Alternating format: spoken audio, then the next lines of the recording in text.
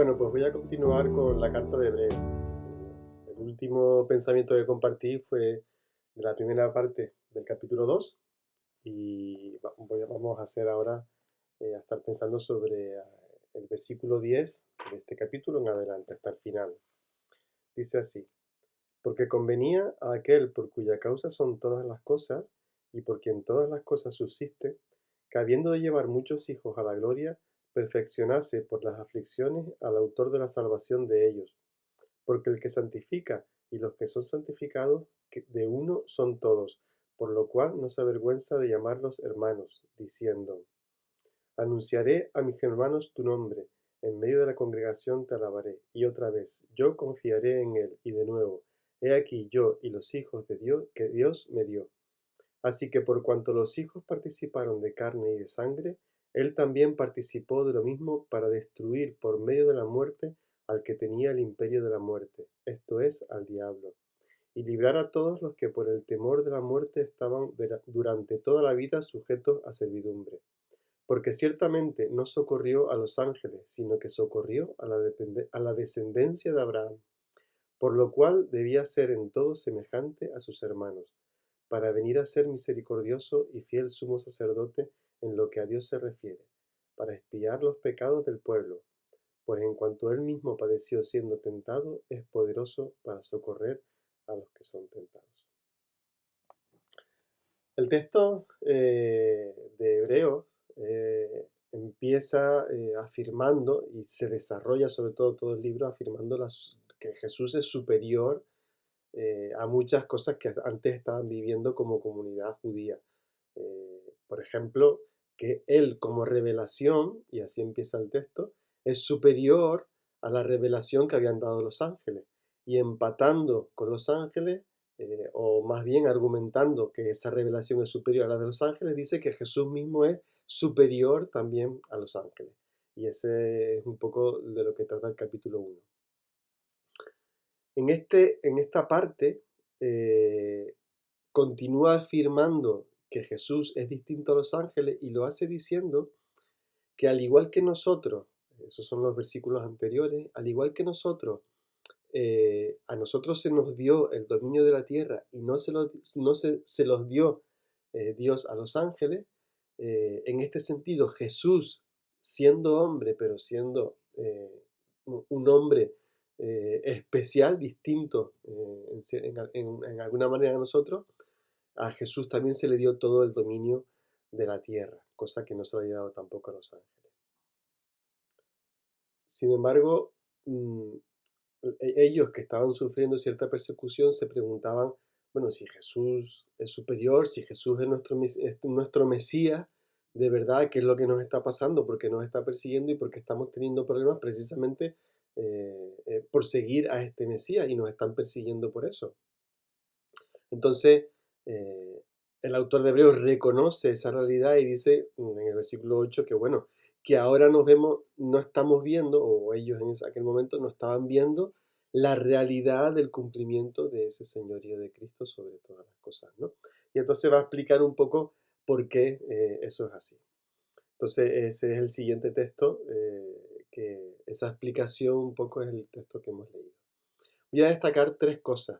En resumen, podríamos decir que Jesús, cuando vino, experimentó la humanidad en toda su plenitud.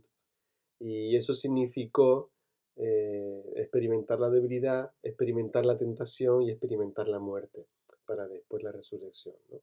Entonces, les alienta a continuar viviendo sabiendo que Jesús, el Mesías, tuvo que vivir esa humanidad y la esperanza del dominio completo de Jesús está por venir.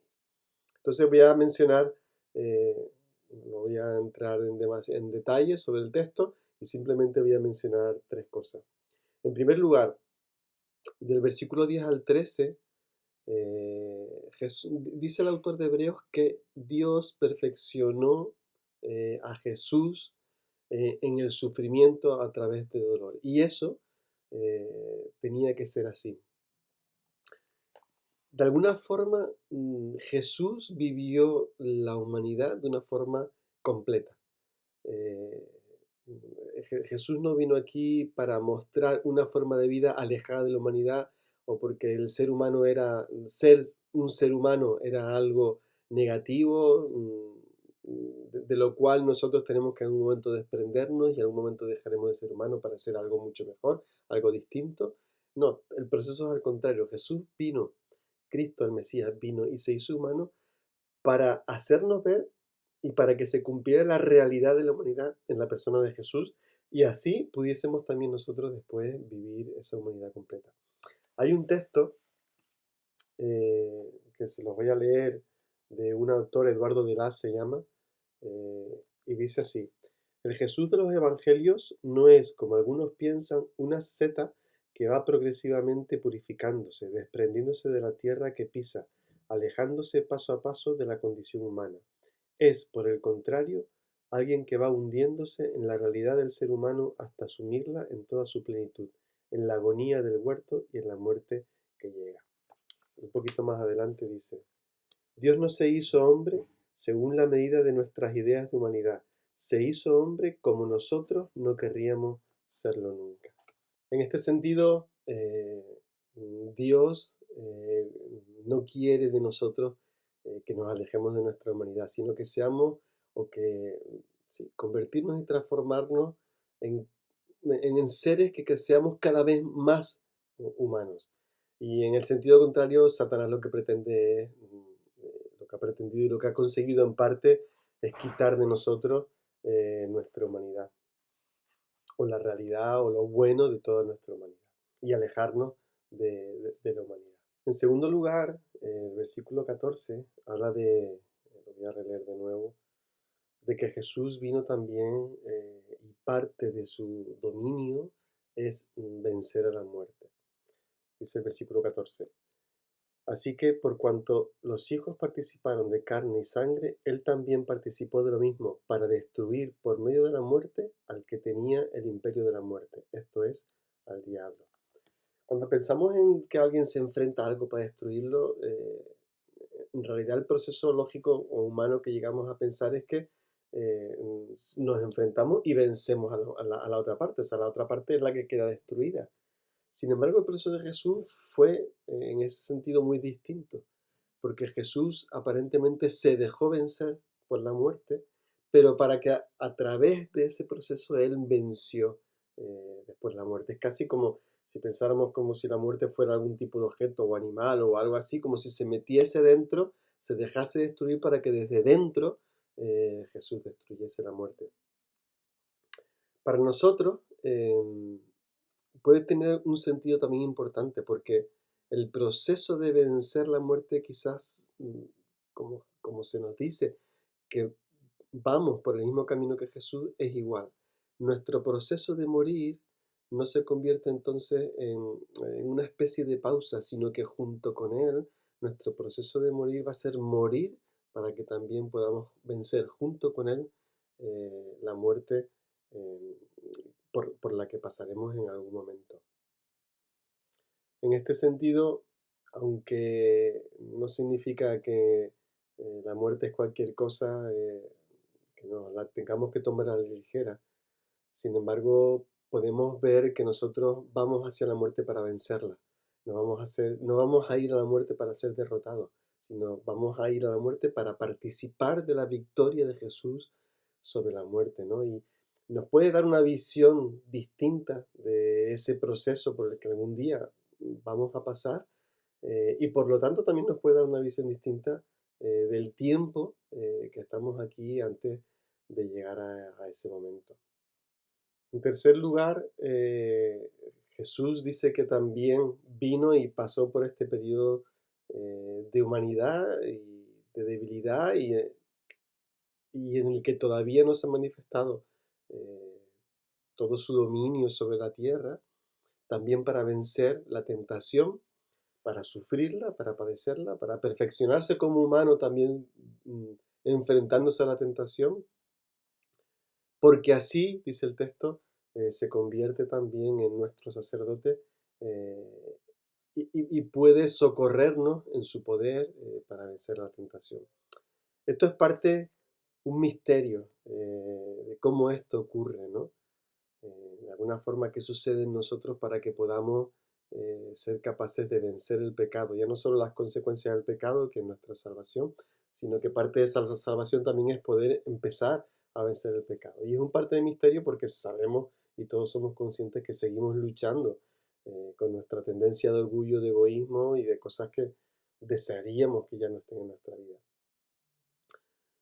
Aunque el texto no lo explica, sabemos que por un lado la muerte y después la resurrección de Jesús permitió o desencadenó que el Espíritu Santo estuviera en nosotros, quien es, quien nos sustenta y quien nos ayuda a vencer. Y por otro lado también la muerte de Jesús recoloca nuestros intereses. Ahora ya no vivimos para nosotros, ahora ya vivimos para Dios y para Cristo. Luego, en la medida en la que nuestra prioridad es Dios, el pecado va dejando de lado, porque lo que precisamente nos hace pecar es pensar en nosotros mismos o en cualquier otra cosa más importante que no sea Dios. No es el tema ahora seguir profundizando en esto, sino recalcar la realidad de que la humanidad de Jesús permitió también que Él sufriera la tentación y eso permite que nos acompañe y nos dé de distintas formas la posibilidad de ir venciendo el pecado. Quisiera concluir recordando al principio. Jesús no vino para sacarnos de la humanidad. Jesús vino para introducirse en la humanidad y para vivir la humanidad tan plena que, como decía Eduardo Delaz, que leí antes, hasta un punto que nosotros probablemente quizás no querríamos ni vivir, por cómo Él afrontó la muerte, la soledad, la traición y una serie de experiencias únicas que nosotros como humanos ni siquiera tampoco podríamos ser capaces de llegar a vivir. Y lo hace porque lo que Dios desea es llevarnos a nosotros a vivir una humanidad plena, que no será ahora, en este tiempo, sino que será tras vencer a la muerte, porque Él la venció por nosotros.